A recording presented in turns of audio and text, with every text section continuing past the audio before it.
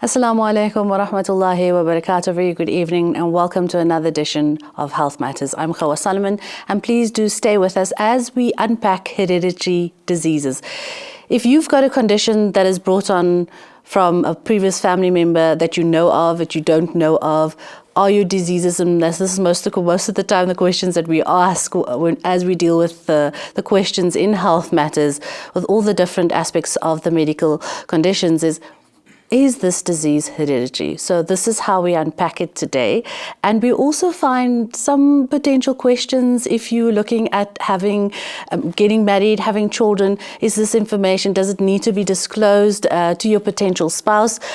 Should your family, your parents, your grandparents, is it information that you need to know of? Should they voluntarily, come to you and ask you these, or at least inform you about it? And what questions should you be asking to your mother, your parents, even your grandparents, whether your parents are known or unknown? Hopefully they are there, inshallah, for you to pose this. But we unpack this and more in this evening show. We welcome again Dr. Shuaib Wadi, our nephrologist, in studio, Dr. Resident Dr. Walaikum salam wa rahmatullah. Shukran again for your time. Hope you had a bit of a break this week as we took Heritage Day as well. And that's where we came with this concept, alhamdulillah, and as well as our IMA team, which are part of, alhamdulillah.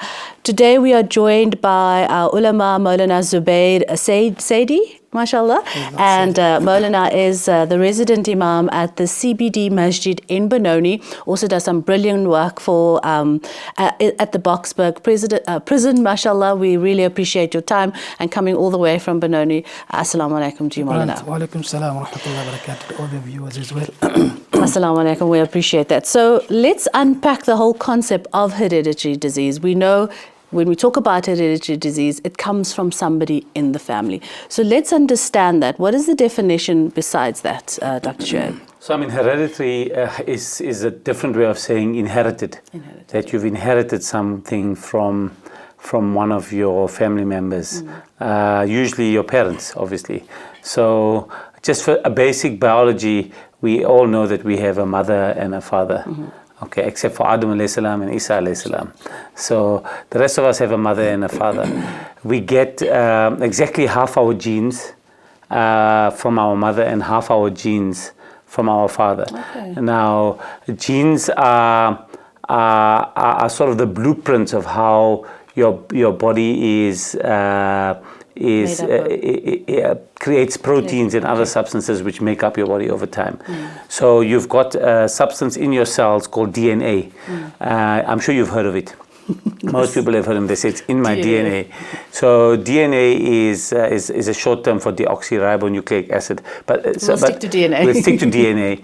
And DNA is built in such a way that it's got a code in it. So there's certain types of bases in DNA, certain proteins which are, not proteins, certain nucleic acids which are put in a certain sequence. So you may have certain guanosine or cytosine or adenosine or whatever, they put in a certain sequence, and that sequence can be read by other parts of your cell to create proteins. And those proteins then will have an effect. There may be proteins which build up the cell, there may be proteins which act as enzymes, which break down other substances.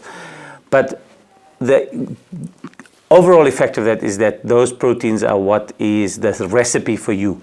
So you get half the genes which make up proteins from your mother and half the genes which make up proteins for your father.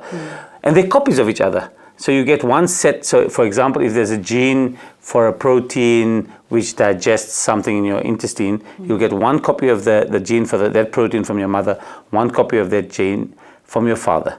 And that's in all the chromosomes except one. So the chromosome 1 to 22 are all exactly the same from the mother and the father. They have the same genes. The code may not be the same, but they code for the same proteins. The 23rd chromosome is, I'm sure you know, is the sex chromosome. Okay. So no, I didn't know you that. can get a different one from your father. You can get either the X chromosome or the Y chromosome from your father. Your mother always gives you the X chromosome because girls have two X chromosomes, females. Men have one X and one Y. Okay, so the men can either give the X or he can give the Y. So in that way, your parents sort of pass on their genetic material or their genetic history to you. Okay. So, and that's how you inherit your parents' taste. Not just diseases, but your mother's Likings. eyes, your The father's nose, whatever it is, you know. Characters. Yes. You got it from your father when you hear that. Yes. It's in his DNA. So When your mother tells you that, yeah, you're just like your father. you're just like your father. You know it's in the DNA. Yeah. Maulana, I want to come in here. There's a common saying where I've heard it, whether it was in a lecture, whether it's Jummah, or one-on-one from the ulama, when they say marry of your kind. What does that mean in Islam? When they say marry of your kind, is it about culture? Is it about the higher level of social aspects? And often, like they say, our O means, the old people say, matter in your status. How does that come about when the advice of, a very elderly give this? Okay, Bismillahir Rahmanir Rahim, Alhamdulillah, wa salatu wassalamu ala nabiyyina Muhammadin sallallahu alayhi wa sallam. Actually, firstly, I would like to thank all our viewers out there for actually welcoming us in their comfortable homes, Alhamdulillah.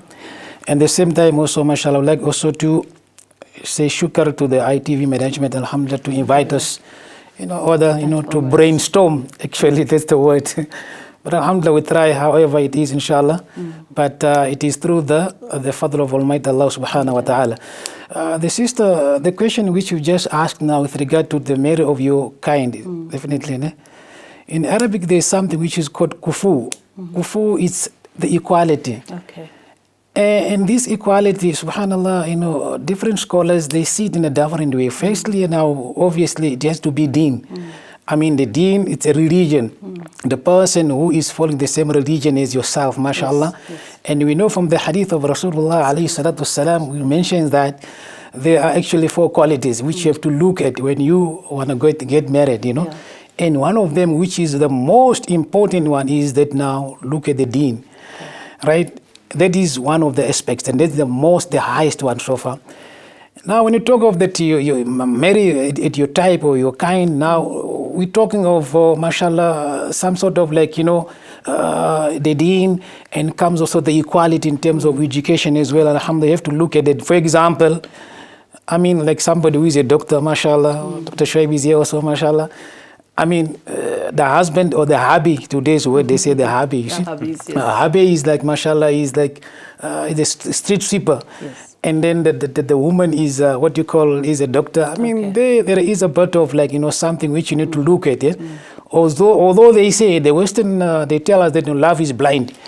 Well, that love is blind, it means a lot also. It doesn't matter where they come from, what background, what have you, mashallah, subhanallah. But the most important thing is you need to look at your level, where at least, mashallah, at least you can be in the same, some way or the other, that mashallah, be happy, both of you as well, inshallah. MashaAllah, what a beautiful answer. So I want to bring that into something, what our doctors and on the medical term refers to when a couple do come together and there's maybe some information that they need to, but I think let's just hold off on that question a bit. I want to look at some of the conditions. Let's look at some of the conditions. I think what people don't understand is there's different ways of inheriting conditions, not just conditions, but traits from your family and from your parents. That's why it's not necessary that you'll have your father's ears and your mother's nose. Sometimes it's a bit of a mix, you understand, between the two of them. So we do have tendencies or traits which are inherited by a single gene. Okay. So for example, if you have that one gene,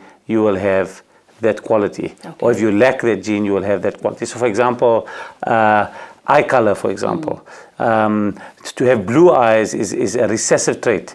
That means if you lack the gene for color in the eyes, from both your mother and your father, you'll get blue eyes. You understand what I'm saying? Is it a dysfunction? It's not a dysfunction, it's just a trait. Okay. So you have a different gene. So you have to have both 2 blue eye genes to have blue eyes, that type of thing. Okay. You understand? If you have 1 brown eye gene and 1 blue eye gene, you'll have brown eyes. Yes. So you have like one gene overrides the other. Okay. They call that a dominant gene. Okay. Now there's certain conditions like that as well. These are medical conditions which tend to occur when you're older. They're not conditions which occur straight, after childbirth when the child is young. Many times you won't know that condition is there, but they can be quite serious conditions. So there's a condition called Huntington's disease, for example, which is a dominant condition which you inherit from the time you're born, from either your mother or your father, but it only shows up when you're about 40 or 50 with severe neurological abnormalities. It's a dominant condition. There's a condition called polycystic kidney disease, which is a dominant condition. You inherit it either from your mother or your father. And they will have it because if they've got that gene, they will also have the condition. And you will live with it for all those years. And you will live with it for all those years. And if you know it's in the family, you can look for it. But many times then it leads to kidney failure when you're in your 50s and 60s and so forth and so on. So, but the thing about these dominant conditions is that many people will get them, they'll manifest when they're much older. So these people will live normal lives until then. They'll have children of their own, which is how the condition continues. You understand what I'm saying? Then the conversation comes about, Maulana, which we'll latch on when we come back, inshallah, is should we be having medical conversations with our potential spouses when we get married? But more on that as we look at hereditary diseases on Health Matters this evening. We are taking your calls just after the short break. Stay with us.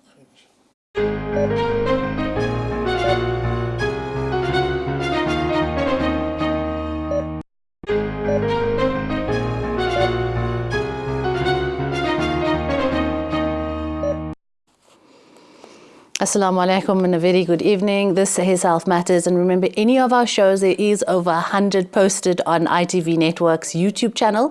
Click on that and just display Health Matters, and you can find any health-related show available on the YouTube channel. We are also taking your calls as we unpack hereditary diseases. On this evening's show, we have Dr. Shuaib Wadi and Maulana Zubair Saidi looking at the Islamic perspective of this information, especially when we need to disclose it to our potential partner and even sometimes to our current husband or wife. Yes. So before we get to the sit-down medical question, meeting, let's just look at the explanation that you've mentioned, at least the word that you've mentioned, recessive inheritance. What is that, Dr.? So initially, earlier I spoke about dominant inheritance, where if you have that single gene, you develop the condition. Now you also get recessive inheritance, where you have to have abnormal genes from both parents for you to manifest the condition. If you carry one gene which is normal, it will override the abnormal gene. So a common example is a condition like thalassemia or sickle cell anemia. These are very common conditions around the world, but they don't manifest in a lot of people. There are a lot of people carrying the gene for a variety of reasons, but not many people get the condition. Sickle cell anemia. Sickle cell anemia. So those are common examples. So sickle cell anemia, for example, is an abnormality of hemoglobin, which is your blood-carrying protein in your red blood cells. And it makes that hemoglobin unstable. So during periods of stress, or when you're dehydrated, or when there's not enough oxygen in your body, if you have an infection, those cells change shape and become abnormal, become very fragile, they break down, they also block your blood vessels.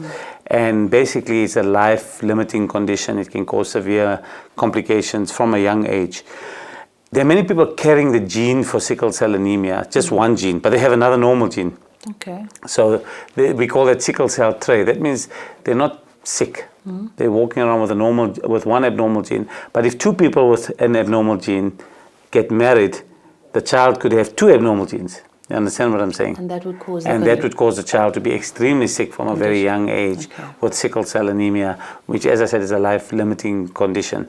And now, for example, that's where what we were talking about earlier, where Maulana will have to enlighten us about how do you counsel a family, especially, for example, if there are two cousins which fall in love and they know that gene is in the family.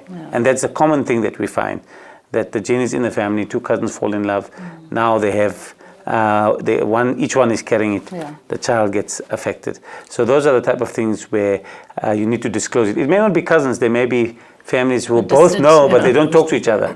Maybe Maulana can come in and give us some guidance of how to advise the families and what we should do there. Absolutely, because the first shock is to understand that two cousins and individuals that are related and are coming together and say, listen, we have feelings for each other and we want to now marry. So first the couple, the parents has to deal with that. Less common now. Yes. Yeah. So let's quickly look at that emotional side of the of that information the parents has to deal with and what Islam says about that?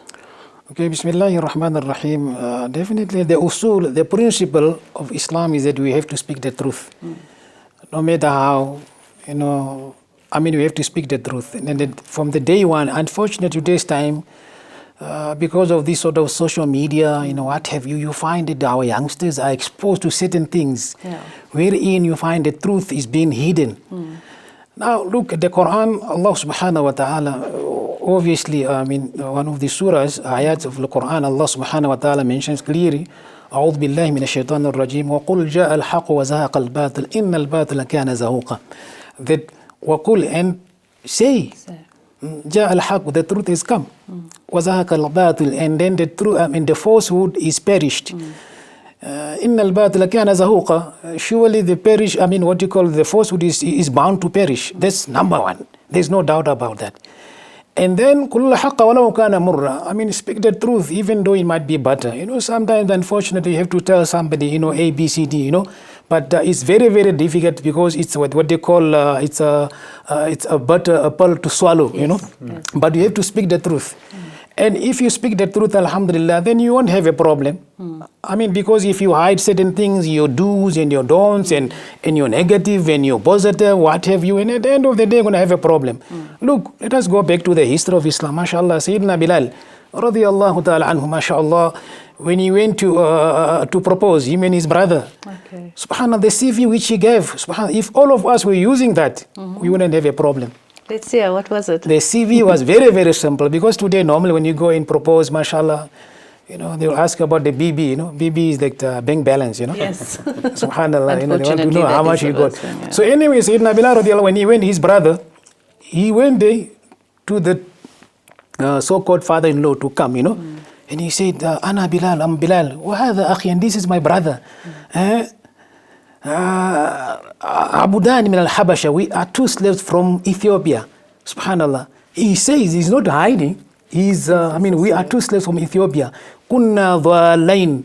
We were astray, fahadan Allah. But Allah subhanahu wa ta'ala has given us the guidance. Now we are Muslims, alhamdulillah. Wa kunna abdain, and also we were slaves, two slaves. Fa'atakan Allah, and Allah subhanahu wa ta'ala set us free. Now we are free, right? Now we came to you and to Zawijuna that you must give us your daughter to marry. If it is a wijuna, if you marry us, alhamdulillah, we thank Allah Ta'ala for that. But when tamna'una, if you prevent us, if you don't give us, fallahu akbar, and Allah is great. In other words, finish. There was nothing extra. So this way he didn't say that, okay, I've got 55 cows, I got 99 cars, I got this house, this one, just to attract that sort of like the father-in-law to come. No, but he spoke the truth.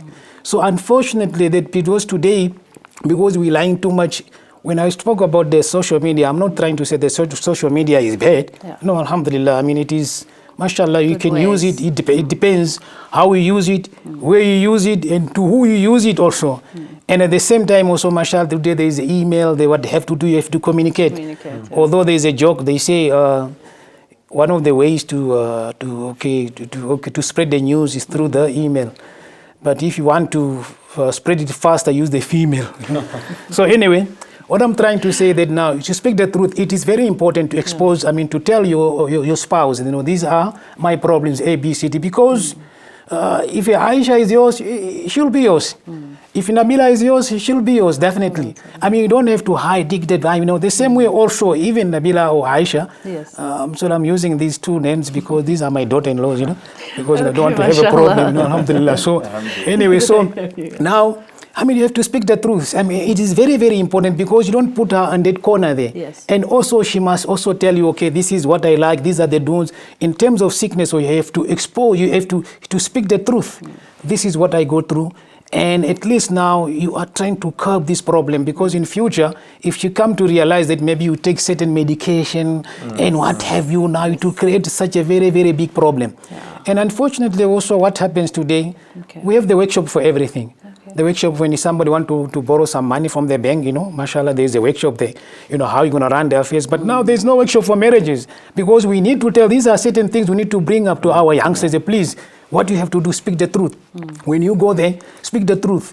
You don't go and borrow the car, driving, go there, and then you don't even have a bicycle also. Okay. Now at the end of the day, now you have a problem. So it's very important that, mashallah, you tell your potential spouse whatever problems you have. Maybe it's medical, social, and financial also, mashallah. Alhamdulillah. Yeah, because you don't want to be getting married to someone and realize they've got all those debts and he can't And then- maintain you. And you So, right through of yours, now you're paying that sort of debts now, Absolutely. unfortunately. I think the thing is you're going into a relationship which is based on trust and mutual cooperation. Amana. You know, and you're then setting off on the wrong foot. You're setting on the wrong foot without being able to trust each other later on when you discover that, oh, this family knew that they had that, but they didn't tell me about it. So, for example, a condition like polycystic kidney disease, many families know about it. But also, it's not a end of life thing. It's not like if you have this condition, your whole life is over forever.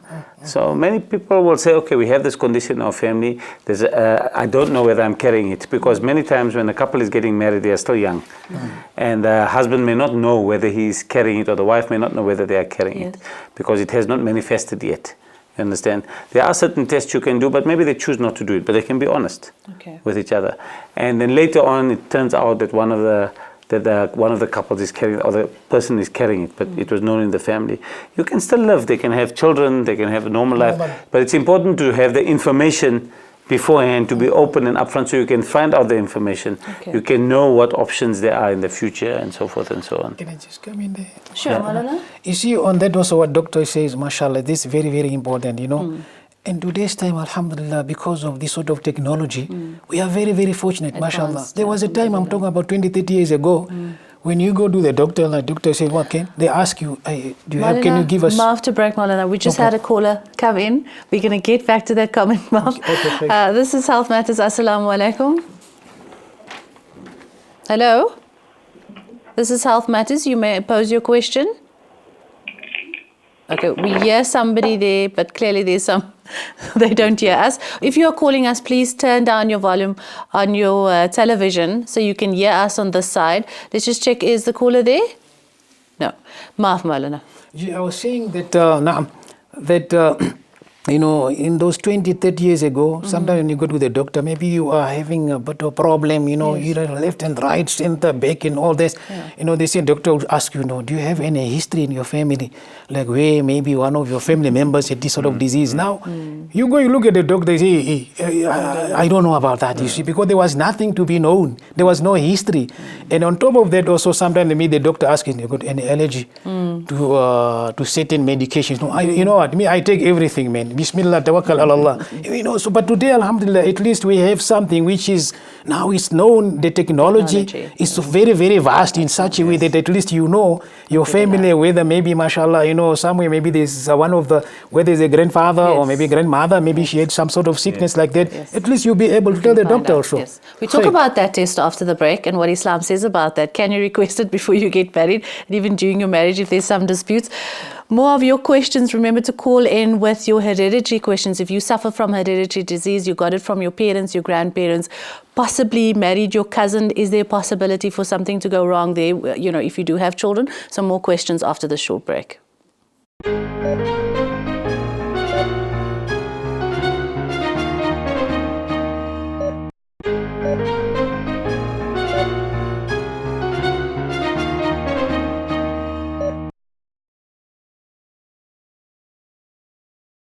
Assalamu alaikum and welcome back. This is Health Matters and we're talking about hereditary diseases. What's in your family, what's not? Do you find out or do you not? And we look at both medical and Sharia aspects of this question. You are welcome to call in on the show, the number on the screen. Please do call in with your hereditary questions. If you are suffering from a disease that is somewhere in your line, you don't quite understand it, whether your child has it, whether you or your husband or somewhere in the family, we unpack all of those questions with Dr. Shuaib Wadi and Maulana Zubair from Benoni. So let's touch on the type of tests that are available to find out whether you're predisposed or not to a family disease. I mean, look, often there'll be a history in the family, especially if it's an autosomal dominant condition. Usually if it's a dominant condition, the majority of people will know that their mother or father had the condition. So, for example, I mentioned polycystic kidney disease. Normally, there's a small proportion of people, maybe 10 or 15%, that will be what we call new mutations. That means their mom and dad won't have had the condition, but they're the first one, the first generation to have it. And then they spread it onto their kids. That's a small percentage, maybe 10 to 15%. The majority will know that either their mom or their dad had the condition. And maybe they had kidney failure and they passed away from kidney failure. But they may not know whether they have it. Because this, as I mentioned, this condition only manifests sometimes in your 40s and 50s. But you can diagnose a condition like that, for example, using an ultrasound of the abdomen and you see, or the tummy, and you see cysts inside the kidneys. Usually those cysts can start from a young age, you know, and there's certain criteria. If you have many cysts by the time you're a teenager or in your 20s and 30s, it's likely you have the condition if you have a strong family history. So it's not always necessary to do a genetic test. Sometimes you can do a clinical test. What does that mean? That means you do a blood test or examination or an X-ray or something which will tell you that you're carrying the same condition as your mom and dad. Other conditions, for example, Huntington's disease and so forth, you may actually have to do a genetic test to see, do you have the genetic defect which codes for this disease. And there are other even rarer conditions where the condition skips generations. For, as we mentioned, so the recessive conditions like sickle cell anemia and so forth. But usually those conditions present in childhood. So recessive conditions, because both genes are abnormal, they don't have a normal gene to hide it for so many years, you know, they will then present often in childhood, and they'll be sick from childhood. But the family may not know it's genetic because the mother doesn't have the condition, the father doesn't have the condition. Each of them is carrying only one abnormal gene, but they've each passed that abnormal gene onto the child, and the child gets the condition. So that it may, in fact, they may not even have any family members that they know have the condition, may have skipped several generations. It's only that child had the circumstance where both those genes were abnormal. So in those type of kids, the clinical picture and then confirmed by genetic testing or other blood tests will help you to make the diagnosis. So let's look at those tests and what Islam says about that, Maulana, and how you as a couple come together, and there are a lot of arranged marriages still, rife, and the parents are negotiating maybe. What are the must-say tests that, I think, because of this hype of HIV/AIDS that's going around, or whether there's a request from the one family to say, listen, we need to know if your son or your daughter is predisposed to diabetes or some sort of cancer, I don't know, Huntington disease, and if the two of them are going to work, medically when it comes to having a child one day, or if they're going to be sick. Is it viable to be bringing up these sort of conversation and request for tests in bringing two people together in marriage? No, alhamdulillah, in today's time, definitely it is viable. Okay. It is actually, it is necessary because in certain level, you find it now, today's time there's a lot of, there's various sickness. Some of them don't have names also, but then your doctors, they know, Subhanallah. And then what names we can't say. Really, so it is, mashallah, if it's a request from one party, say, you know what, I believe it's very, very important for both of us. We have to go for the test, especially this HIV, what have this and that.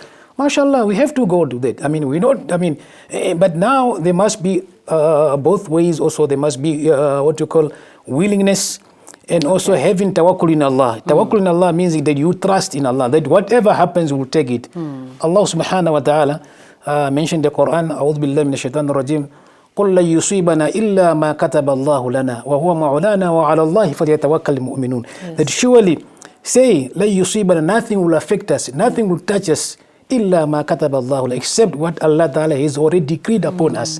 So in that way, if we understand that, there's a trust already, whatever comes, whether in terms of sickness or khair and barakah, it comes from Allah. If you understand that, then we won't have a problem. So it is very, very important. We go, at least we know exactly. There was a time when the people, when they say we must go for this, hey, there's a problem. There's whether it's a battle of Uhud or the battle of Badr taking place also, But now, it's viable, it's very important, even also for the parents as well. It is their, what you call, the responsibility to speak to the children. Listen, I mean, before you do anything, you have to do A, B, C, D, and all this and that. I mean, okay, we're not actually what you call causing any sort of friction, but we are trying to bring the ummah and the brotherhood and the unity and the love and mahabbah. Because marriage is a life partner. It's not something which we just, okay, by the way, now, okay, bismillah, tawakkal Allah, and then we see there. No. You have to go for a test. This is very, very important. Okay. And we also look at some instances where the wife is not able to have any children. If she knows this information, does she disclose it at the time of marriage, before marriage? Should a husband possibly request, to the parents, I'd like to know, getting married to your daughter, if she's even able to have children? Is that viable to, and respectable to ask that? Again, it is very, very, sister, it's very, very important as well, because as we said from onset that you need to expose, not to the people. Okay. You don't put it on the daily sun because you're going to have a problem. You're looking for trouble here. But you see now you got so much trust. Yes. Your parents, they know, they understand your condition, subhanallah, that it came from Allah. I mean, nobody wants to stay without children. And everybody will be making dua, Ya Allah grant me pious children, Ya Allah grant me smart children, and all of them. But if somebody, that Allah Ta'ala puts somebody to become barren, you don't have a choice. So if that condition it's been found to any of the sisters, wallahi, it is my dua that you have to expose it, definitely. You have to tell your potential partner, this is what I'm going through. Okay. Are you happy with it? And alhamdulillah, then we take it from there. I think the key thing is that these are relatively rare circumstances. So for example, the condition sickle cell anemia that I was talking about, it's relatively rare. It's not a common condition. But and it's one of the commonest of the hereditary diseases, but even that is rare. You understand what I'm saying? So it's not every couple that's going to need to test for sickle cell anemia, definitely, or even every couple that's going to need to test for thalassemia. But if you know that in your family there have been kids who have been affected with sickle cell anemia, you may want to disclose that to your partner and say, you know what, in my family there's some kids who have had sickle cell anemia. I know, or I may be carrying the gene. It may be worth the two of us testing so that we know for the future. You understand? So are you saying, Dr. Wadi, when you do a test, it has to be something specific that you know yes, is in the family? You can't do at this stage. We don't have the facility, and it's not really recommended in unselected people that you do a full battery of genetic testing. You test all your genes for everything. It's not recommended, and it's probably not feasible. It's way too expensive, and you're going to find things which you have uncertain significance. So there's lots of genetic abnormalities, the fear and you unnecessary, which we don't know what they mean. Okay. They may mean nothing. They may mean something. For example, there are many conditions, common conditions, which have a genetic or hereditary component. So like diabetes, type 2 diabetes, it runs in families. Yeah. So there'll be, in some families, there'll be many people who have type 2 diabetics. So there's diabetic too. Yes. You can actually go for that test. It's not a single gene, no.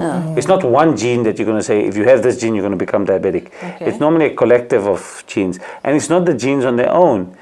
It's, you have those genes, and then you chow sugar and chocolates, and you have a bad diet for 30 years. Then you become diabetic. You understand what I'm saying? So it's a combination of genetics and the environment, like many things.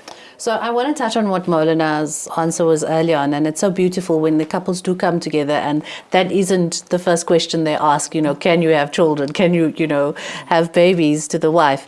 And there are many couples that has, mashallah, come together and found out that in fact that the wife is not able to have children. And it's beautiful that the doctors medically say that you cannot have any children, and years and years later, alhamdulillah, Allah blesses them with children. It's just, for me, those are beautiful stories when I listen to it. So are there sort of instances, Dr. Wadi, just quickly before we take a break, where, you do the test, you want to know this, you get the information, you're not happy that unfortunately the two of you don't gel because, you're constantly having miscarriages because whatever reason, the bloods or whatever, because I've heard that story as well, I think we need to differentiate. There's some conditions which you will know about before marriage. Okay. So, for example, and they're very rare conditions. So, for example, if you have a condition called intersex, where you don't have, it may be a person who looks female from the outside, but they're actually male genetically. They have, like castesemania, for example. where they have the genetic characteristics of a male, but they've developed as a female, possibly because of some hormonal imbalance or some difficulty with the testicles producing enough testosterone and so on and so on. Now that person is not going to be able to have children in a normal way. They're not going to be able to have children, and that they will know that before, because they won't have the normal puberty, they don't have a uterus, they won't have menses, all those things. So that you should disclose to your partner, beforehand, that I don't have a normal uterus, I won't be able to, because you should know that from the beginning. But the vast majority of infertile couples are not known. These are people who are not, most of our community may not be sexually active before marriage at all, okay? And then after marriage, they become sexually active, they discover a variety of problems. Maybe they've had some problems with their ovaries, but many times with the reason I find it hard for doctors to say you'll never have children is the majority of time it's not a clear-cut thing. They have polycystic ovaries or something else which we know is linked to a difficulty with having fertility, but there are people who have babies with that type of thing. So, and then as you said, what does the families tell each other when they find an abnormality? That's when you know whether love conquers all. And we touch more on the sort of the emotional aspect, and if love does really conquer all through those really tough times when you have a sick child, and unfortunately we wouldn't want to wish that on anyone, but alhamdulillah, Allah has blessed that in your home, and we see how we get that through the help of Allah and sort of the medical answers. Hereditary diseases is what we're talking about, and unpack more of that just after this.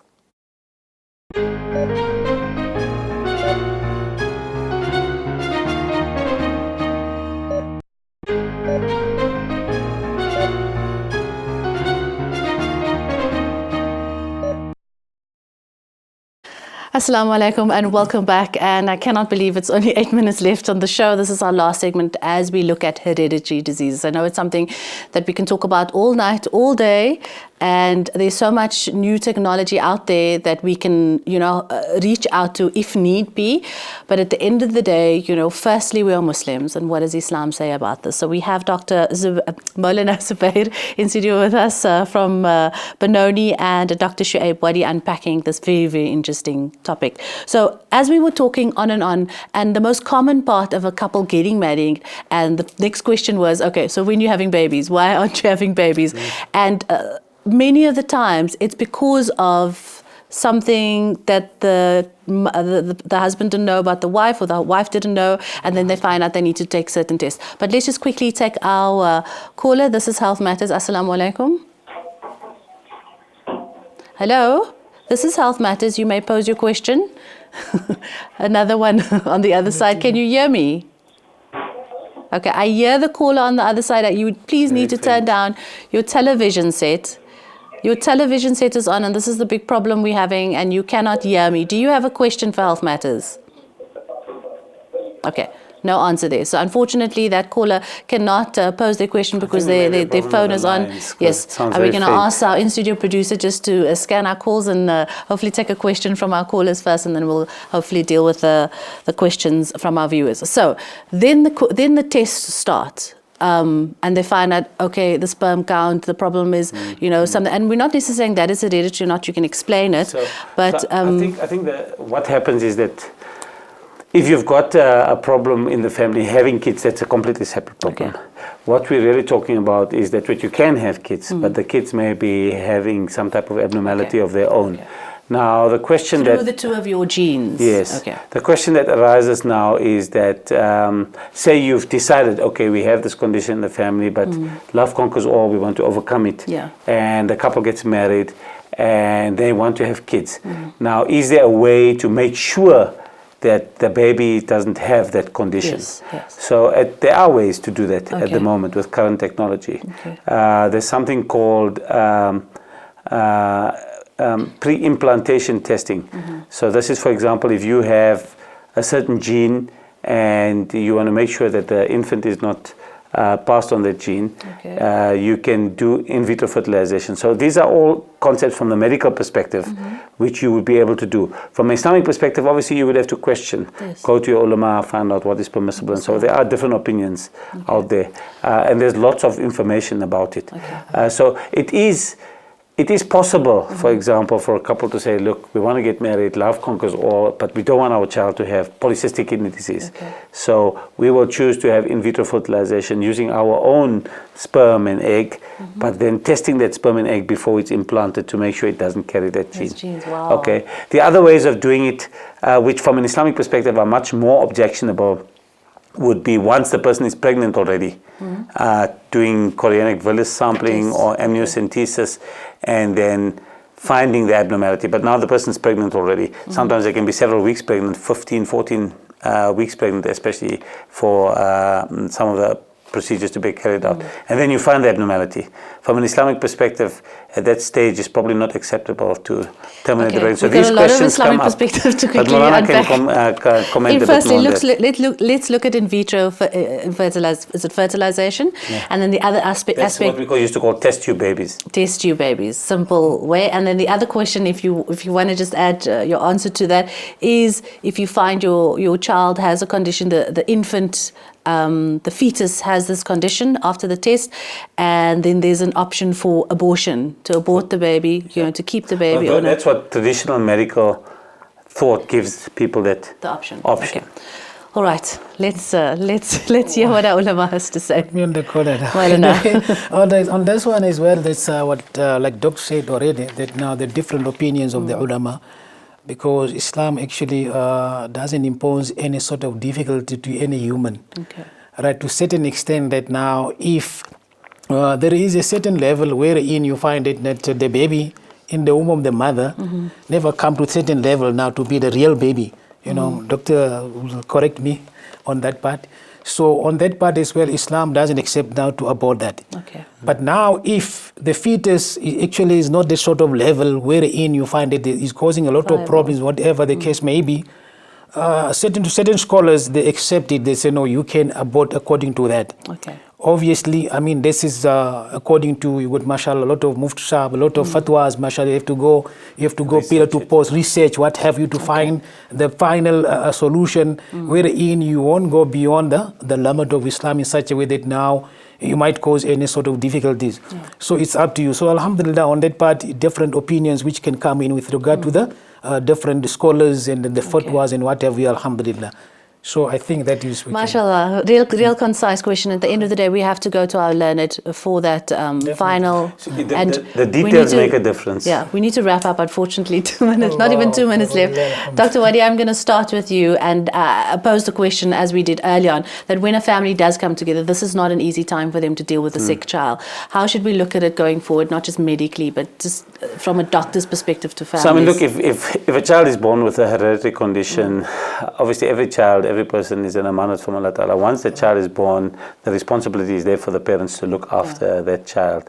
There are many treatments which are available for even severe genetic conditions, which have revolutionized the lives of these children. Some of them can get enzyme replacement therapy, some of them can get gene therapy, and so forth and so on. There's a lot of research going on in this area, and inshallah in years to come, many of these conditions which today are incurable and life-limiting and even fatal for kids may in the future be conditions which can be overcome with a simple medical condition. So I think, as Maulana was saying, and he said many times, you have tawakkul in Allah Ta'ala.